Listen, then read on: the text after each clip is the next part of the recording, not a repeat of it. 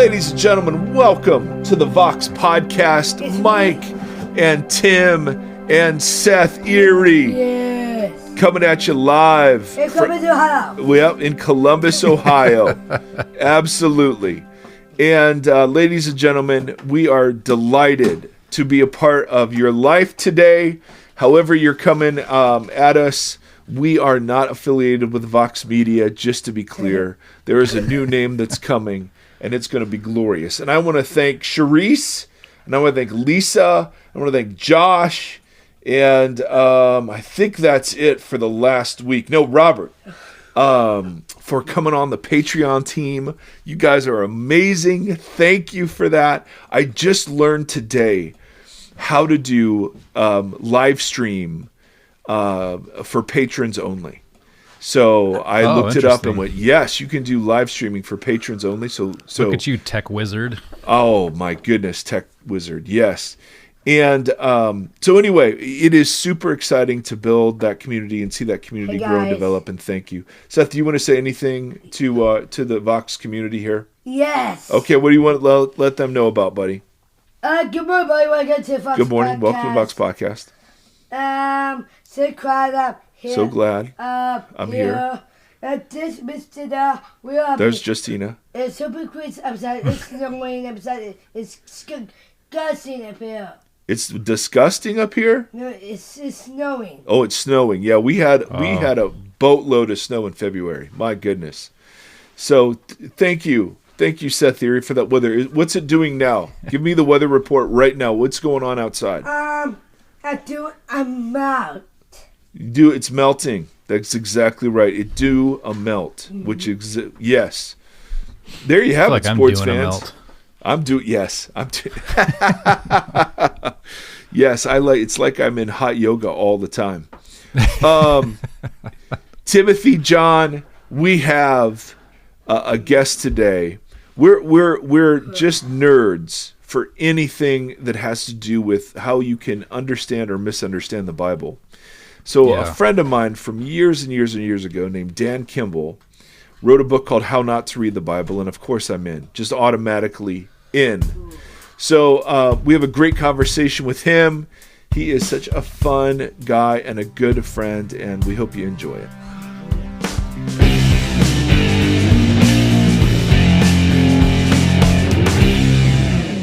Ladies and gentlemen, welcome to the Vox Podcast. We're so glad you are with us today.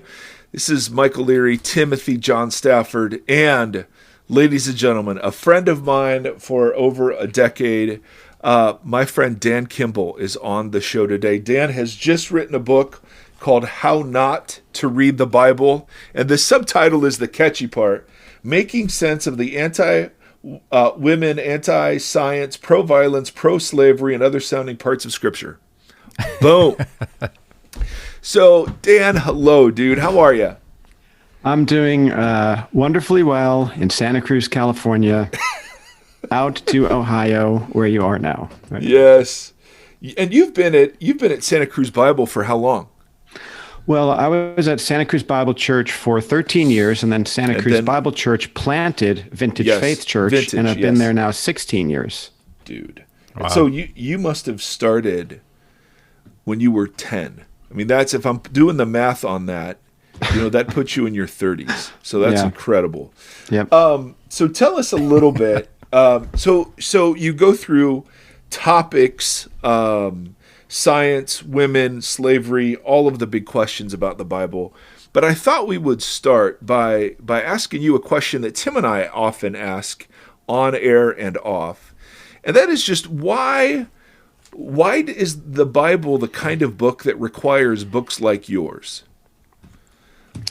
Well, the Bible, just like any document, was written in a time period, a context, a culture, in certain languages. So it's just like any ancient writing of any type. It takes effort to then look into what was written and why it was written. Even if it was God's Spirit using people to write, it was still in a time period, culture, and context that we need to pay attention to fully try to understand what was there.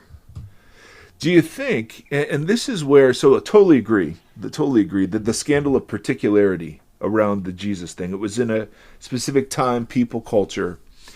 But if our eternal salvation rests on us getting this message right, then why is it so hard to understand? Why is there a different medium God could have used to kind of get the message out? I actually hear this a lot from people who are like, why is it so muddled? Why are there so many interpretations of it?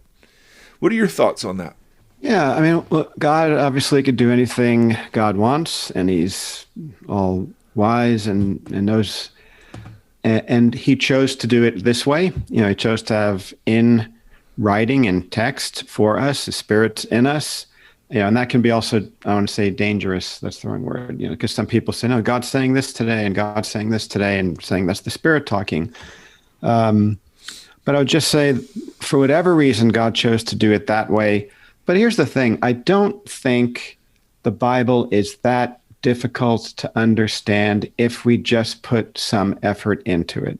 And I think just some of it is honestly just the extra effort it takes. And I think we put more effort into understanding, sports teams and music bands, and we put so much effort into those things. And I just think the scriptures are worth putting the extra effort in to understand them more. I don't know why God didn't, have a continual writing of scripture all throughout history. We're getting letters from Mike Erie today, the prophet who is giving us text, the book of Erie that I'm reading and studying right now or something. And then we're talking about that. So, I don't know why, but God does, and this is what he chose to do. And that's then what I live with. Yeah. The book of Erie would be a great next book. That would be, that would be a very short book. Let me tell you that right now.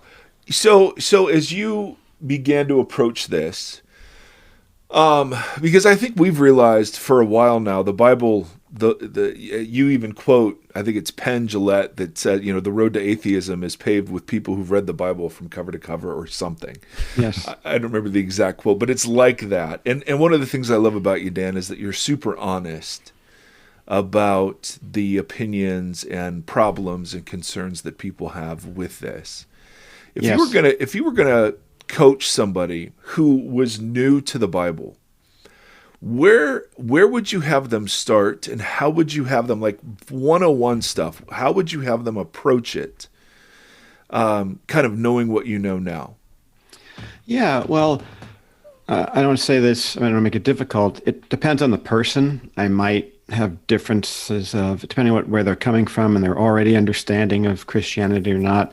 But in general, I would have them start usually in the book of Luke. I always find myself gravitating to the book of Luke because he wrote that as an account to try to show things. And so he paid attention to certain things, and even going into the book of Acts afterwards, because it's the whole story there of the Jesus in the early church. I know it doesn't give Jesus' backstory, but if I had a starting place, I'd generally start there. Yeah. But here's the thing with the Bible, and I wasn't raised in a Christian home, and it wasn't until I got to college, Colorado State University, when I really started wondering about Bible Christianity, and I had a moment that was probably more important the later I looked at it than before. Was I started becoming interested in the Bible.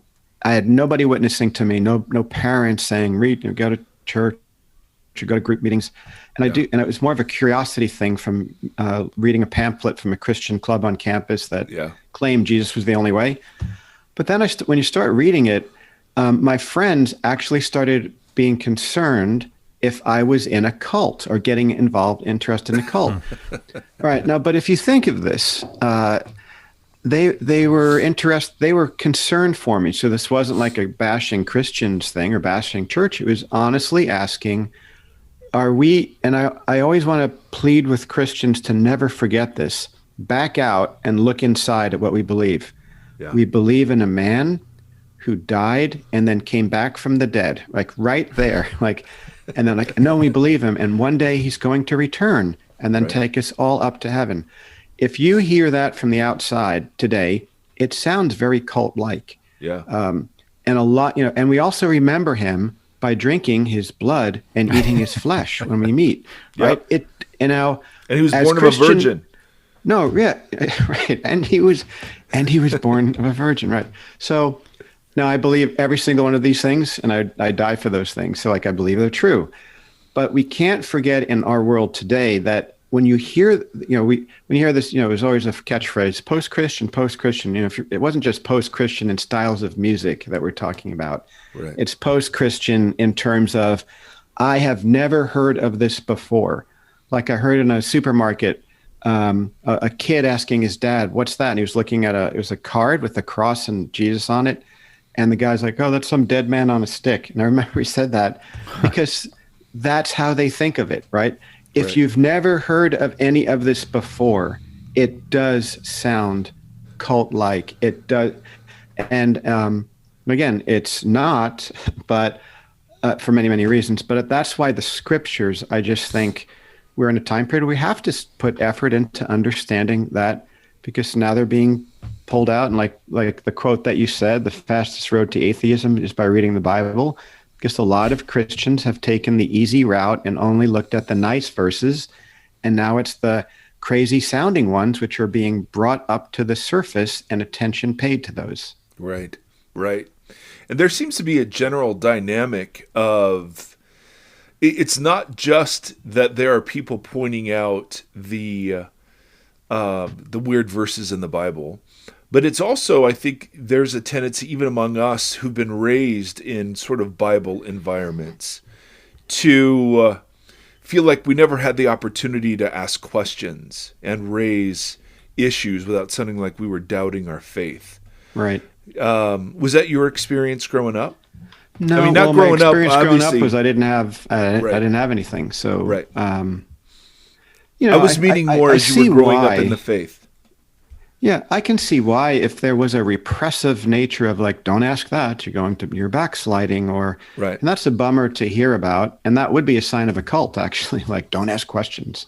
Right. Only listen to Master Erie because he has the right answers. If you challenge him, you're going to get in trouble. Like, you can't. Yeah. And that's the sad thing. The Bereans were more noble than the Thessalonians because they took the scriptures and read them each day to see if what Paul said was true. Mm-hmm. So there was a commendation made of a commending made of someone that tests things to see if it's true. Questions are great, so it should be rewarded, not dismissed.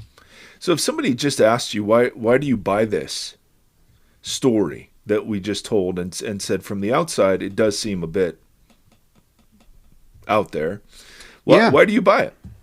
Why is the Bible? Why is the Bible to even be messed with? Even if you don't believe it's inspired, why should we even take it seriously? Well, if I don't believe it's inspired, then I would look at it like I would the Quran or other religious writings as various human beings' attempts to make sense of their worldview or what they might think God or gods are. So in that way, I'd have interest in it, but I wouldn't want to be committing my life to surrendering my life to the teachings and guidance of the scriptures, because I believe the scriptures are from God and are 100% inspired. Mm-hmm. So that'd be a difference. But in my earlier years, not being raised in a church, the scriptures were what I had to have confidence in to say, is this from God or not? And then you go into, as there's many reasons to believe in the scriptures as being from God over other religious texts that are out there. So for me, the big test of belief was not emotional experiences. I could probably, I don't want to offend anybody or anything, but we can have emotional experiences and say they're the Holy Spirit, and they're really just endorphins going off, hearing minor chords with music and certain lighting and stuff like that.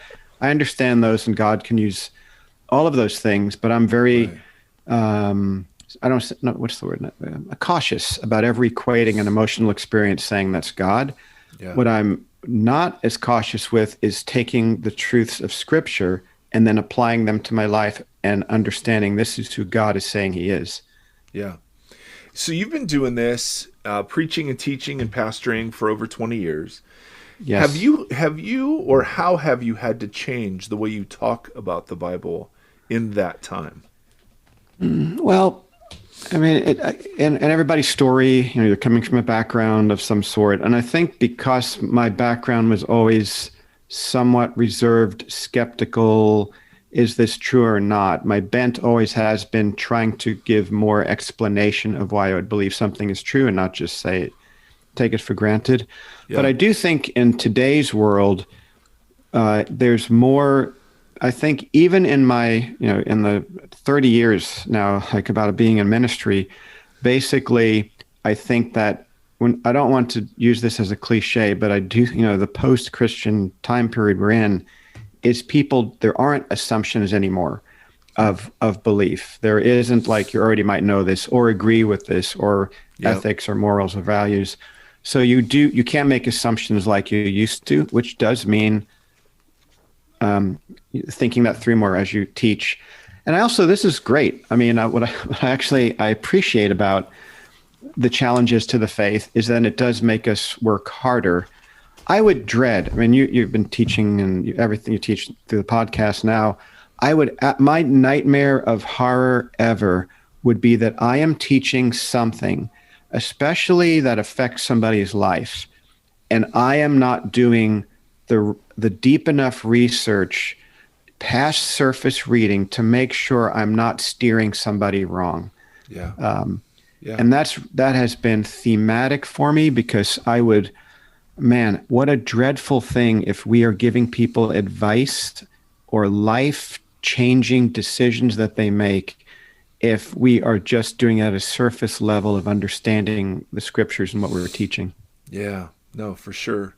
I think that's why teachers are judged way more harshly, according to James, right? I mean, there's a responsibility to that often gets kind of overlooked.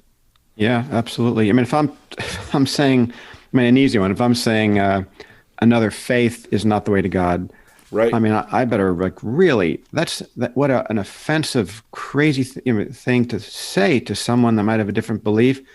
We better not just be pulling out Bible verses and quoting it without really understanding that other person's emotions and feelings and why they believe what they do and then why ours may be different. But then, if I'm saying something, I need to have full confidence that I'm teaching something as correct as I can possibly be teaching it.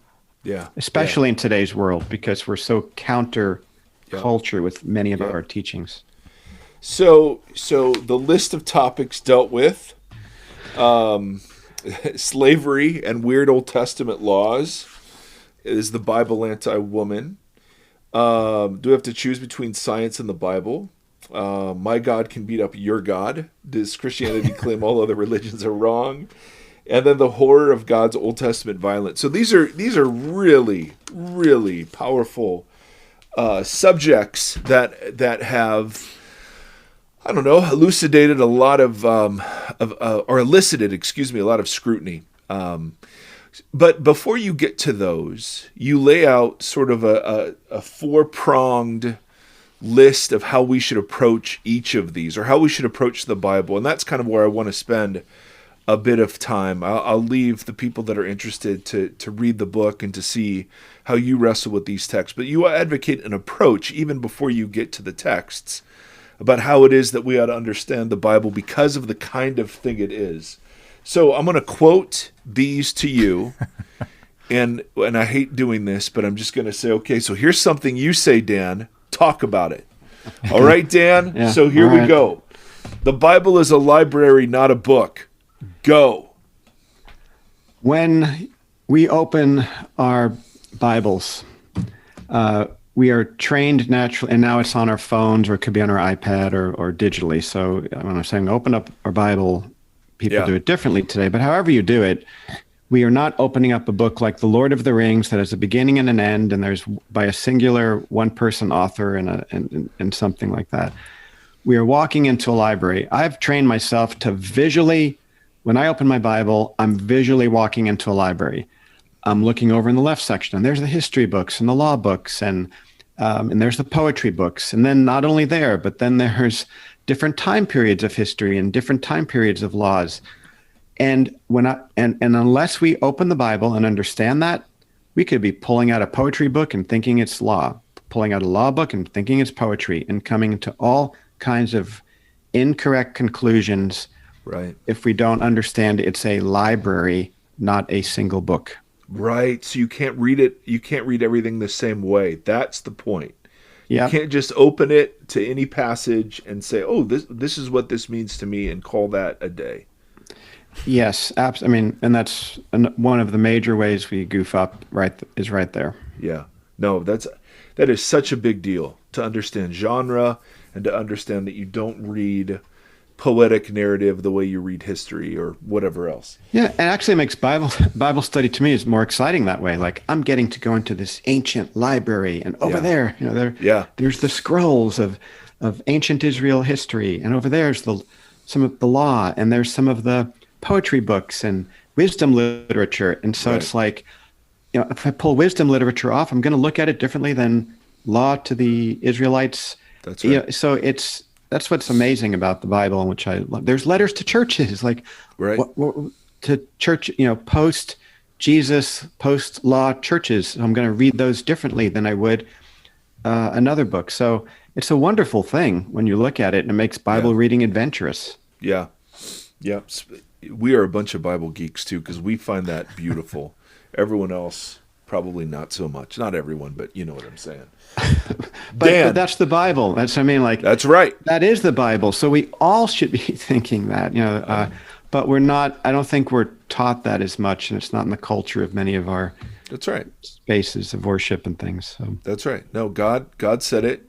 I believe it. That settles it, baby. And there's nothing. And so hermeneutical complexity is frowned upon, which is, how do we approach a text realizing the layers we bring to the conversation and the layers we have to fight through to understand the conversation they were having? That's not super welcome in a lot of places. No, but I've heard criticism even of me since I've written this, like, well, you don't need all these scholars and things to understand the word. It's just God's word. Right. And I come back instantly now and just say, all right, I understand what you're saying, but do you realize that you are already dependent on scholars for reading the English version that you have? And there was lengthy meetings and a multitude of scholars for each translation that you have, and you wouldn't be able to read it in English if you weren't already dependent. That's right. On many, many scholars who are in culture, in researching, looking at these very things. Yeah. Yeah, just hand them a Hebrew scroll from the Dead Seas and just go, okay, right. well, here you that's go. Like almost we want to do, like, all right, you don't need that. Here you go. Right. Yeah, what do you think of that? Right. All right, number 2, quoting yourself back to you, Dan. The Bible's written for us. Nope. Yes, I got it right. The Bible's written for us, but not to us. Yes. Ooh, Dan, go. That's John Walton from Wheaton. He came up with that phrase. It's a great phrase. And so I use it here. And it's the same thing. So if I open up, if you open up the book of Revelation, who is it written to? Was it written to, Mike Erie in the year 2021 in Ohio? No, it was written to the 7 churches. I mean, it says it right there. Yeah. It was written to the 7 churches, right? So that were in a time period experiencing a certain thing. There's different levels of persecution that were going. It was a letter that was passed around in a circular. You can trace the cities on a map to see it was go from church to church. They were in a cultural worldview. That's why some of the language is all crazy, because they understood it all. So you have to say, what now? So who is the book of Galatians written to? Right. The church in Galatia in a certain time period. And they were dealing with arguing about, do you need to be circumcised or not? To follow Jesus. So they were written to them. Yeah. The book of 3 John was written to a guy named Gaius, right? So it was written to a person in a time period in a culture. Yeah. So we have to first look at that, and then we can then say, well, what can we then learn and what does apply to us today? Right. But unless we put ourselves in that original recipient's world of why God the Spirit was writing through people to these letters and these writings, we could miss so much and misinterpret so much. Yeah. And it's why all the questions, John Walton came up with that phrase primarily because of Genesis and and the the all the science battles. Yeah. And it's just so true because, and I know you've spoken about this and everything, the questions that the ancient Israel, that God was, again, I keep making sure I'm saying this, God's Spirit was using Moses and probably some others, to write these words to the people of Israel after they were in a polytheistic world in Egypt for 400 years. And then what they were the Spirit of God writing these words through people were then addressing their questions, like, should we worship the moon? Yep. Is this God that we're now hearing about close to us, or is he far? What do we need to do to please him? What do we take a Sabbath? It was written to them. Their questions were not, how do we explain the fossil records and was amino acids involved in the original origin of life and DNA and all this stuff. Totally. That wasn't their questions. Those are our questions. So to read it into the text, we're going to come up with all kinds of, I don't even say nonsense sometimes, about we're missing the point. So the Bible was written for us, not to us. Extremely, extremely important. Good. I'm glad you are commenting on the points that you've made and reminding us that they're good points that you yourself have made. Number 3. Oh, okay. No, I'm being silly. I hate interviews where you quote the author back to them and then say, talk about that. So that's what I'm doing, though, because I thought these 4 points were really important. And before you even get to the problematic texts that you're dealing with, there is a backdrop out of which to approach them that is more helpful than just approaching them by pulling them all out of their context and saying, hey, who could believe in a God like that? No, in fact, with Zondervan, we talked about this to make sure the first section was in, because I felt these 4 things that we're now walking through, unless you don't get this, then you may, then the rest are going to be, then it's spicy. You can read how do you answer the slavery verses and these things. But if you get these 4 things, then you can look at the Bible and then see all the other 100 other problematic sounding passages. I only cover a certain amount in the book. There's so many others, but this is the key, is understanding what the Bible is and how to read it. Then we won't be surprised by many other things that we look at. That's right. And that's no more true than number 3. So first one is, it's a library, not a book. Secondly, it is for us, but not to us. Thirdly, I love this. Never read a Bible verse. Yes, and I got that from Greg Kokel down in Stand to Reason. Yep. Down near where I used to live, down in Orange County area, I think. Mm-hmm. But never read a Bible verse. It's the same principle, but the Christian church, evangelical church especially, out of good intentions, and of course it makes sense, we pull out single Bible verses and then we can create entire sermons on them. And I watched it was a very large church, a great communicator. He picked a Bible verse and then he gave a sermon out of it. And I don't mean to be critical, but the sermon was very practical and helpful for life, but it could have been a fortune cookie verse. It had nothing to do with the text itself. And that's also dangerous, because then you could teach almost about everything and play off a Bible verse and then give your opinions on something. Yeah, so we always have to be looking at what's the Bible verse, to use our modern way of looking at, they didn't have paragraphs like we do today, but in that sense, but what was the paragraph it was in? What was the book what it was in? Who was the book written to? What time period? Where in the flow of whether the New Testament to the Old Testament, what genre? We have to pull out. And to use a single Bible verse on its own can be very dangerous. And this is what's sad. Many Christians have been disappointed in God by clinging onto promises of certain Bible verses that were never meant to be a promise to them. Come on. And so then we can start having but God has let me down because of this, but then that wasn't a promise that he made you.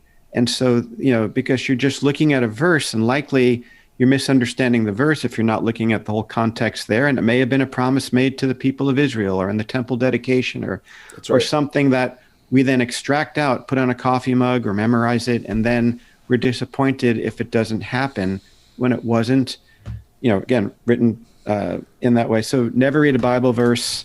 Now, I've heard this too, and as you know, well, didn't Jesus Jesus or other parts of the New Testament, they just put Bible verses. But again, in that world, it's like saying the chorus of a song. You could start, they had memorized, it was an oral cult, they had memorized things. So you give a little piece, they then knew the rest of it. That's right.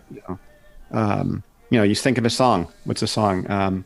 Twisted Sister. We're not going to take it. Yes! I don't know, why Twisted Sister's in my head right now. That's but it's beautiful. Twisted Sister. Makes me so happy. We're not going to take it, right? Yep. So then, oh yeah, no, we ain't going to take it, right? So you start, it comes to your mind. And that's what it was like for them. And it's interesting, that song, We're Not Going to Take It, is just like Come All Ye Faithful. It's the same. Oh, you can sing that. Yeah. Oh, that's funny.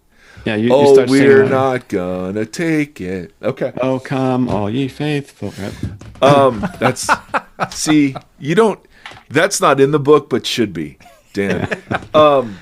These are. But I love extras. that. My favorite coffee mug is, I think it's something like, I can do all things through a verse taken out of context. Yeah, I just saw that. Totally, exactly, right.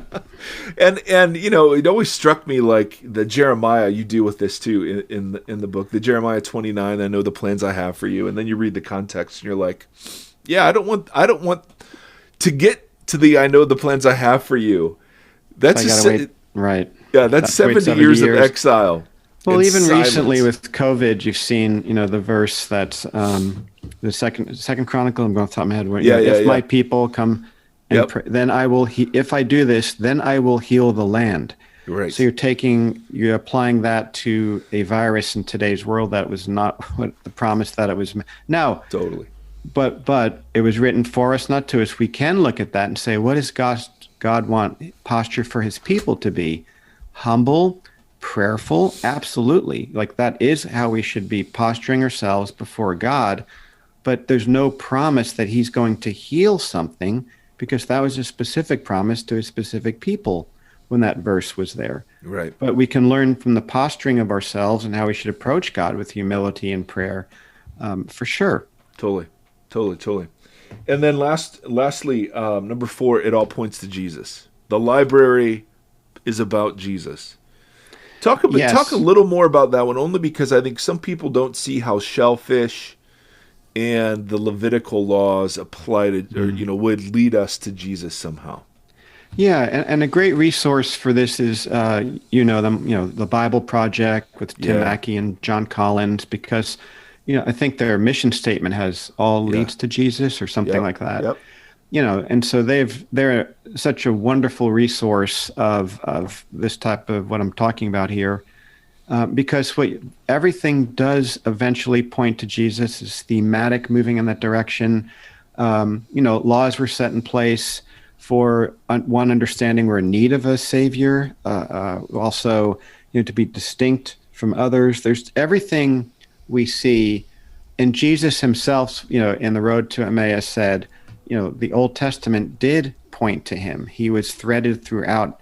But what this doesn't mean, and this is really important, is like, the ark in the wood in the ark pointed to the wood of the cross, or we start coming up with allegories for everything. So all of a sudden, no, this is about Jesus. This is about Jesus. Then we're misreading it wrong. But the storyline in Genesis chapter 3 points to Jesus. Jesus 3, Genesis 3:15. Abraham points to Jesus. The covenant points to Jesus. Like everything leads to Jesus. And big discussion, but that's why the storyline is so important. I would beg Christians to at least memorize and be able to God's not linear in time, but to draw out, I wrote one in the book. It's pretty common, like a 6 acts, ACTS, of the Bible storyline. Right. Because when you understand the Bible storyline and the different parts, then as you're opening the Bible, you're like, oh, this is kind of in Act 2.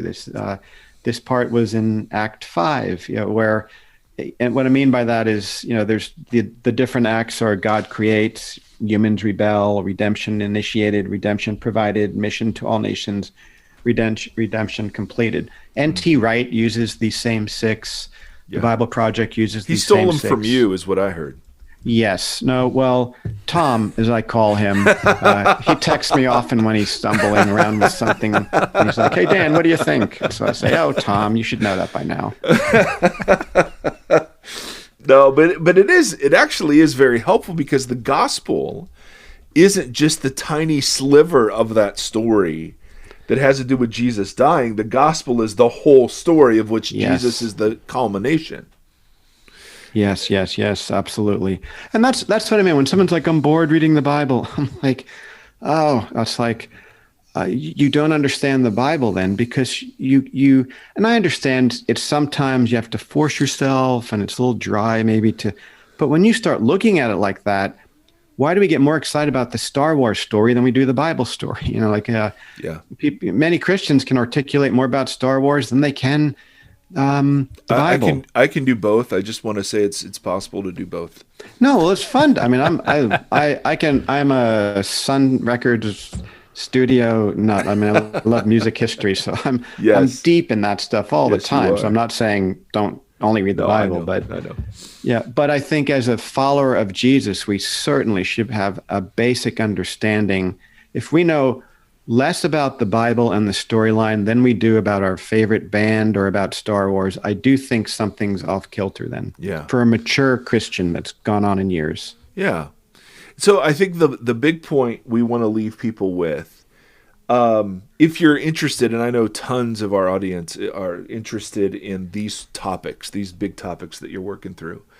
For me, though, the most important chapter was that early chapter that kind of outlined here's how you have to approach the Bible, because this is what kind of book it is. And once you have that in view, you're in a much better place to at least begin to ask much better questions about the texts that people point to and the texts that disturb us.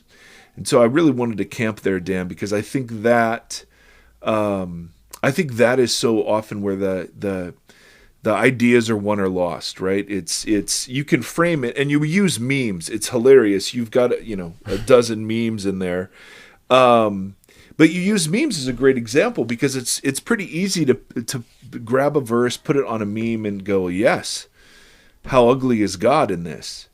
And to do that, you've got to violate a whole bunch of what you talk about at the beginning.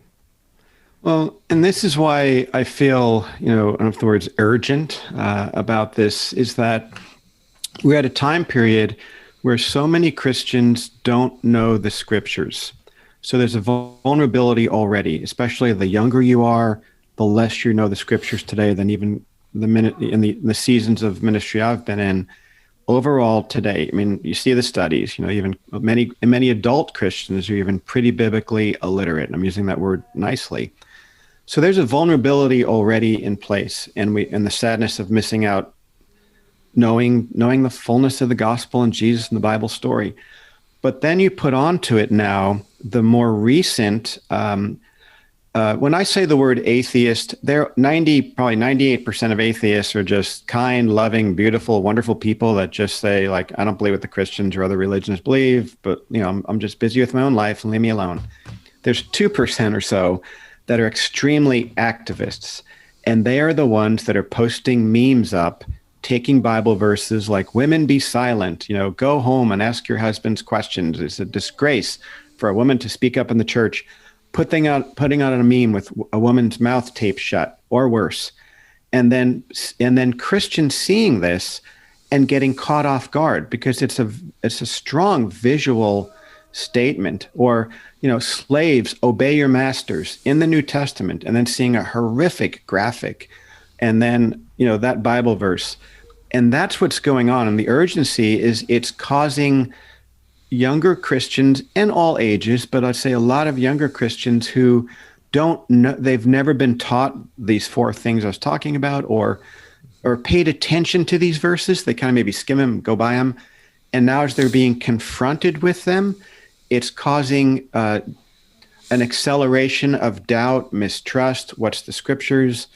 And that's why there's an urgency to me about this, because it's very real. And I mean, I know people, and we're hearing now deconstruction stories, and I know that's a whole discussion with many different rivers of that one. So I don't want to say it's just the Bible in there, Yeah. but the Bible is definitely part of it for sure. Yeah, for sure, dude. So, How Not to Read the Bible, Dan Kimball, and you are now back on the tweets.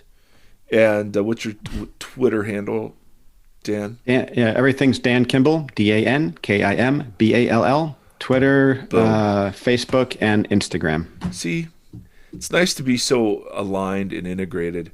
Puts us to shame, Dan. Someday. Well, early innovators grabbed your handles before the rest of the trendy people caught up with us. Totally.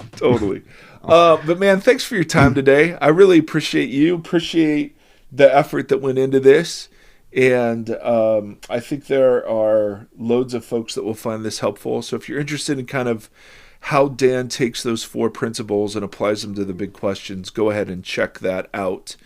And Dan, again, appreciate you. Appreciate your time, man. Thanks. Thank you, Mike. I'm so glad we've had a relationship over all these years. So let's now catch up. All right, let's do it. All right.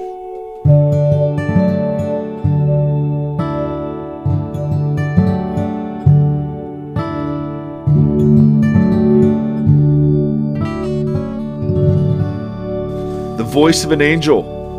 Dan Kimball. Absolutely. He does have a very soothing voice. He totally does. And I wish, like, Dan is a man of varied interests. He loves music and music history, and he's super stylish. And every time I meet him, I just feel indicted by my lack of class, style. Anyway, what'd you think of that, Timothy? What were some of your thoughts as you were listening to that jibber jabber? I thought it was great. I really appreciated. I didn't want to interrupt again because I thought you guys were. You asked all the right questions, Mike. Wow, you're such a good interviewer. Oh, Timothy, I will keep you around. But man, we talk all the time off mic. It's just still the after hours show that you're going to put on later. Yes. Just how much the Bible in my circles, we talked about a little bit with the doubt conversation last week, but the Bible has become such a stumbling block for folks, and just how your initial kind of response or reaction to that is kind of like it feels antithetical because it's the Bible. It's supposed to be our instruction manual, or however the different ways people have tried to quantify it over the years. So it becoming such a stumbling block is such, I don't know, it's just so interesting. The last thing you guys were talking about with the current culture because of the internet. So him using memes is smart. It's such a smart way to articulate that. But man, in the social media culture where you are, I had not thought about that. How as a young Christian you are affronted with all of the skepticism of the world almost at once. Yeah. Like you're just inundated, and that's never existed in the history of humanity prior to this. No, that's really interesting. And it's good and bad because on the one hand, I mean, for those of us that were raised in very closeted sort of environments, I wish I would have known some of these things and heard Christians engaging with them without freaking out. But on the other, at least I had this sort of basis to react against. Now the deck is sort of stacked from the outset. And so, it's a really interesting dynamic. When he was talking about the urgency, I was like, I think people like to use urgency in every different religious conversation. This time it was like, oh, I think that actually makes a lot of sense. Like this does feel, the agency of this feels really pertinent because, it's people entering into conversations to defend their faith that they're not equipped to do. And it turns into just really bitter, a really bitter back and forth. And man, that's, obviously very deconstructive, or not in the normal deconstructive or the new deconstructive sense, but I want to get away. Rough stuff. I'm sorry, buddy. I thought you were finished. Go ahead. I was just saying rough stuff. Indeed. And part of it, part of what's made it rough is the idea of a faith that needs defending. Anyway, like I was raised on Josh McDowell and C.S. Lewis, and you got to defend your faith. I went to, I took apologetic classes, and I taught apologetics, and now I think there's a place for the deep philosophical work that I've been exposed to that really gets into some, and some deep theological work about, what about hell, and what about these sorts of questions Dan is engaging. But I've just come to a different place where it's like, is slavery really the issue here when we get to the Bible? Is it really the anti-women? I mean, is that really what it is? Or is it, why is the Bible like this? Like, why? Yeah. That's why I was so eager to hear his answer to that first question. Like, you would think the Bible should be the thing where we don't need books like his. Absolutely. And so the question for me about the Bible that is most interesting, just for me and just right now, is in light of who God is, and in light of who God created us to be, why that mechanism to build faith and sustain revelation. And what's great about it that I take for granted and don't even notice, and what's the cost of that? That to me, that is the biggest question. And then great, we can have obviously, I think there are so much of biblical stuff is like, oh yeah, it wasn't that bad. Like, I know it sounds bad in English, but it's really not that bad. And some of that's true. Yeah. But why should the Bible even need that sort of defending to begin with? That's the question. Totally. Man, all right. So I have two thoughts that I'm going to turn back towards you. False.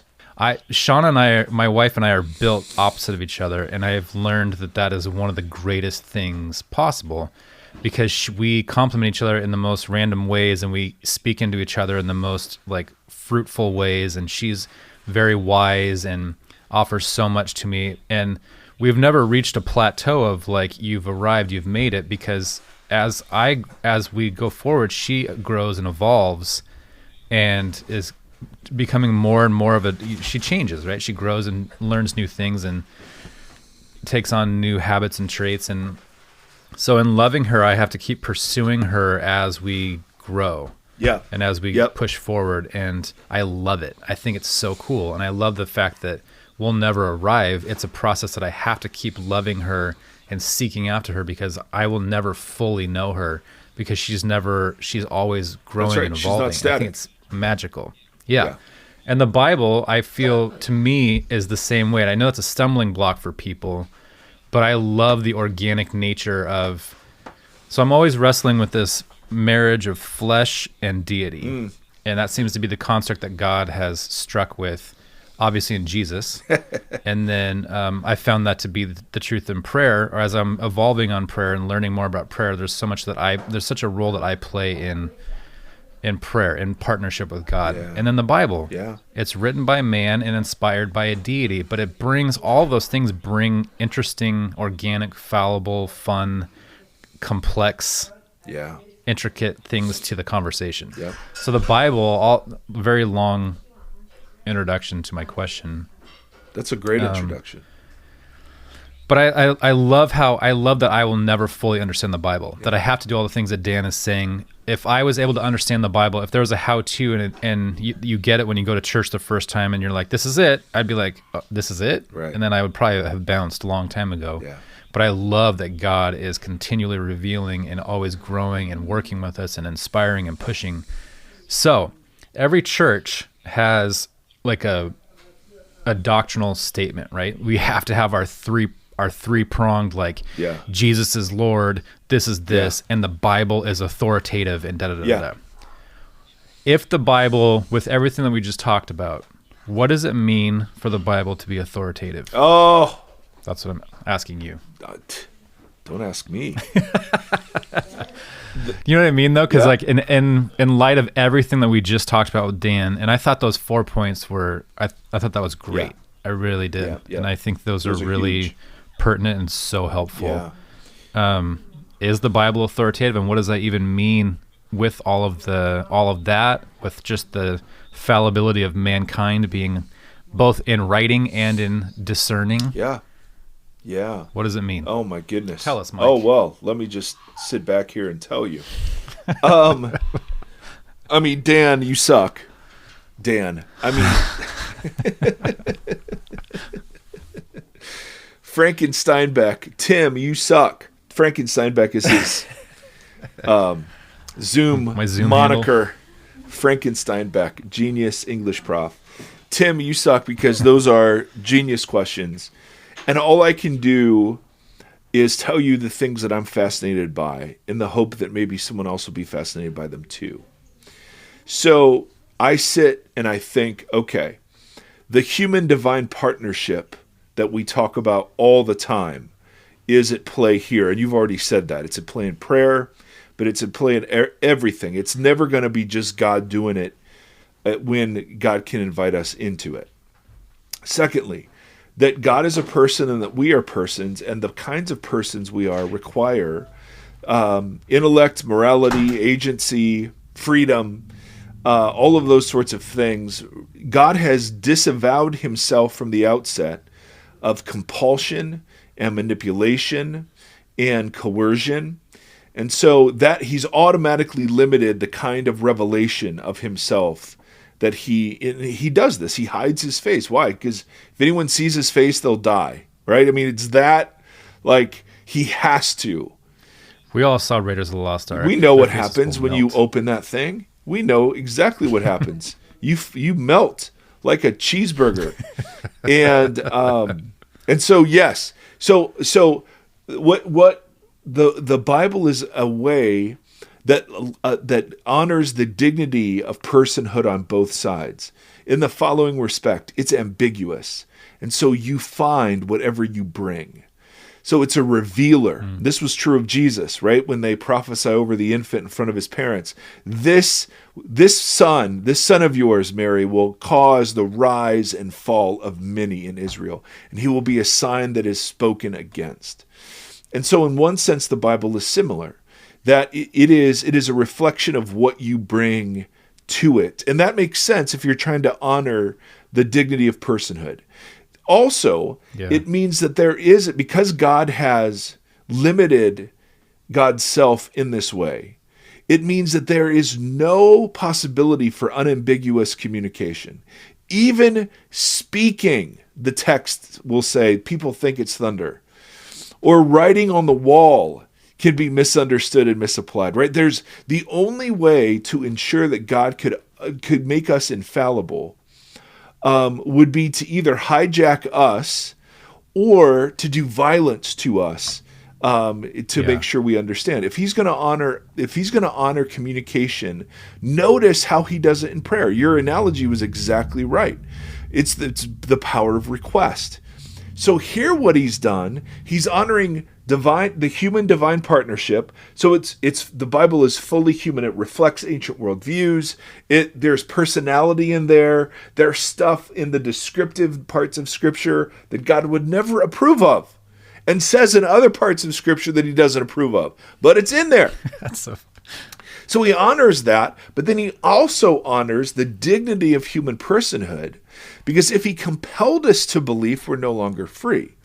So the communication is ambiguous for several reasons. That's one. The second one is that it is used to provoke wisdom. That's why he spoke in parables, right? So when Jesus was here, he wasn't totally clear, right? Here is Jesus speaking Aramaic words to Israelite people, and still they're going, what?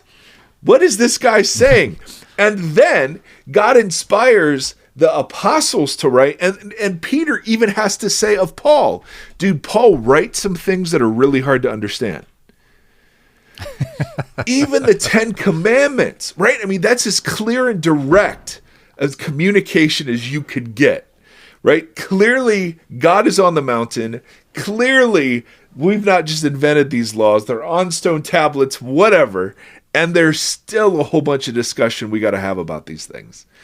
Yeah. So to me, the Bible honors the project of human participation in what it is, but it also honors the kinds of beings we are and the kind of relationship God wants.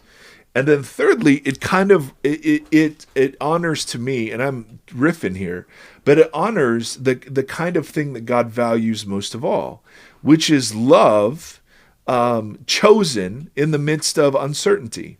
In other words, the nature of love it's uncertain. If you're going to give it as it should be given, there's no such thing as that it's going to be returned. There's no such thing that will be repaid. There's no such thing that it will be the most fulfilling experience of your lifetime. And so what God is asking for us in the text is an honest evaluation of ourselves in relationship to each other, to self, ultimately to God. And out of that honesty is birthed the humility that at least opens ourselves up to the possibility that there's something here. And then God does it through a library, right? So it's not just didactic teaching, bullet point, statement of faith material. It's not that at all. In fact, it's jumbled and confusing and repetitive, and it's wonderful. Why? Because we got to work for it, just like we do in any other relational context. So for me, man, those aren't, those are some things I've been thinking about why the Bible is the way it is. How it's authoritative, for me, has best been answered by N.T. Wright. Shocker. And I think we've talked about this several times on the podcast, where N.T. Wright sees, he imagines a play partially finished by Shakespeare. And let's say that play is in 5 acts. You have the first 4 acts written for you.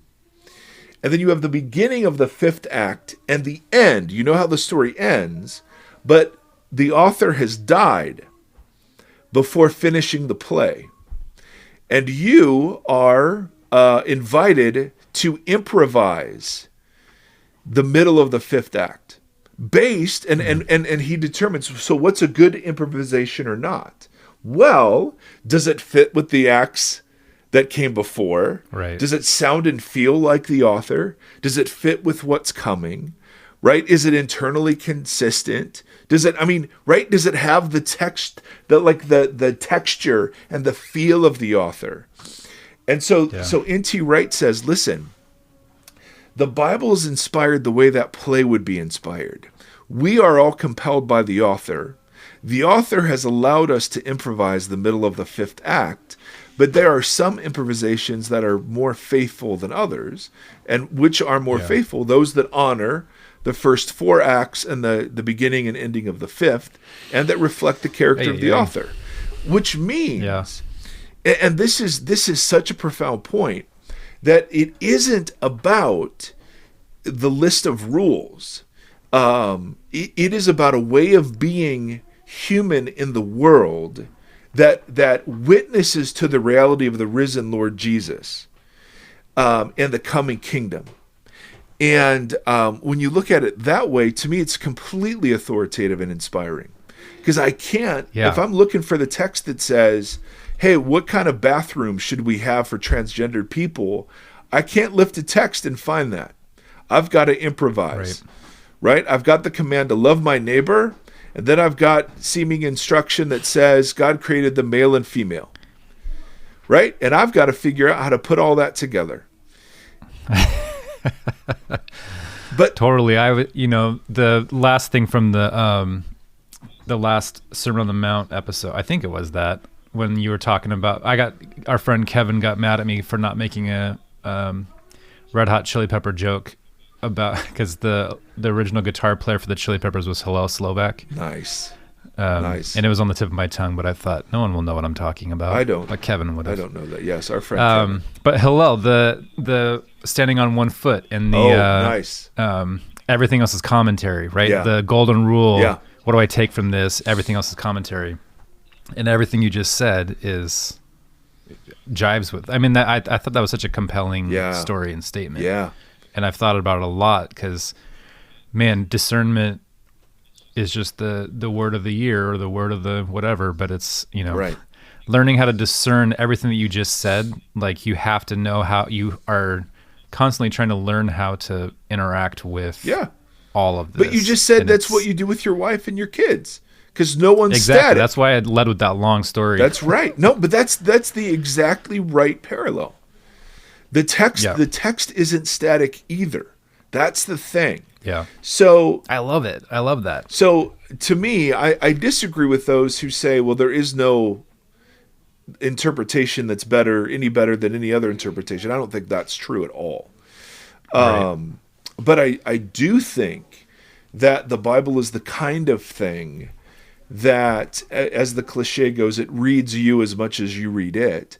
And as you encounter the text in different stages of life, you're going to pick up things that have been there the whole time, but jump. And that's the reason why it's so enduring. If it were just a straight linear Greek feeling textbook, it wouldn't be enduring. But notice the Bible communicates exactly the way that Jesus does. Right? With what? Huh? That's brilliant. Oh my goodness. I don't understand. Oh, I do understand that and don't like it. Right? I mean, like, in miniature, the way Jesus communicates is the way that God communicates. And and so, far from, causing me doubt, all of these conversations and texts I find hopeful and invigorating. And that doesn't mean I have great answers for some pieces of the Bible I don't understand. I don't have great answers. Yeah, totally. But that's just the complexity of it. Yeah. But having the right answer isn't as important to me as it used to be. Right. I think that's so key. And I hope that it's the same thing with the last conversation on doubt. I think so many people are not wrestling or don't want to wrestle with the Bible on a overly intellectual level. They want to know why the one text we've been given is so difficult to associate with. Well, how about the one spouse? The conversation you and Dan had was really good with that, and I hope that this podcast is helpful in that. And he mentioned like Mackie and the Bible Project, which has been helpful for me too. Of just Mackie's really good at pulling context out of, or putting things in context and helping you understand why and how. And there are these great tools.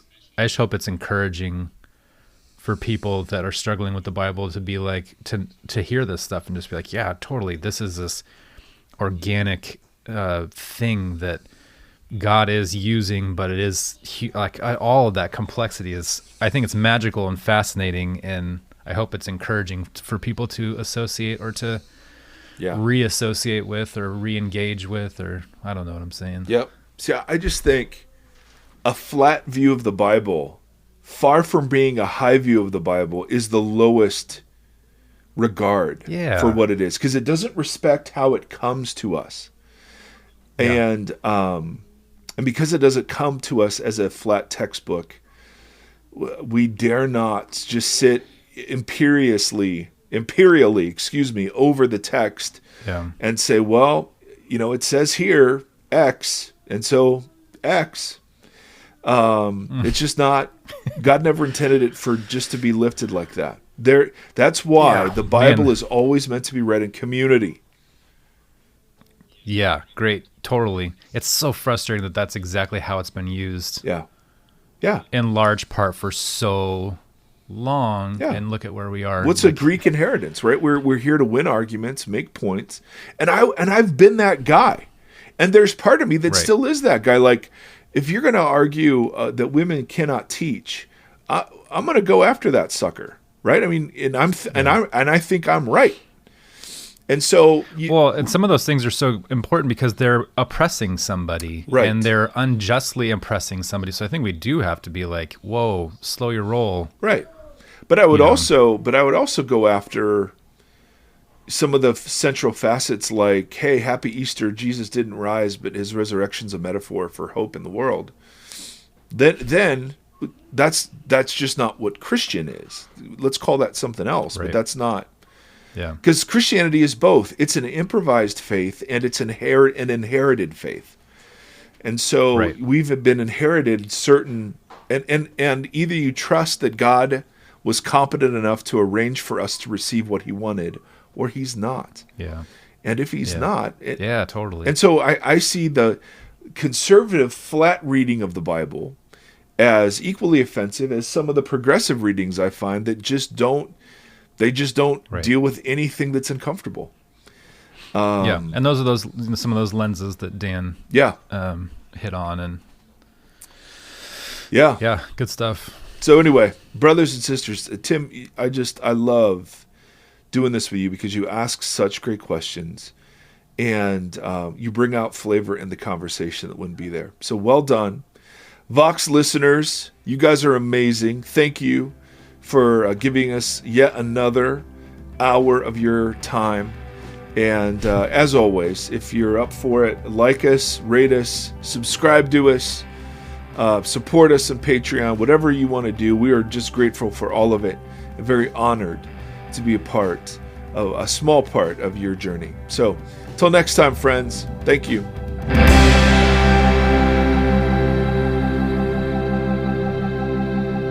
Thank you for listening to this conversation. The Vox Podcast is a 501c3 nonprofit organization that is supported by listeners like yourself.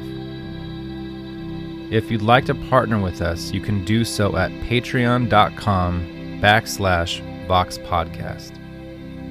You can also engage with the hosts on social media at facebook.com/Vox Podcast, on Instagram at Vox Podcast, and on Twitter at Mike Erie. Thank you for walking this road with us.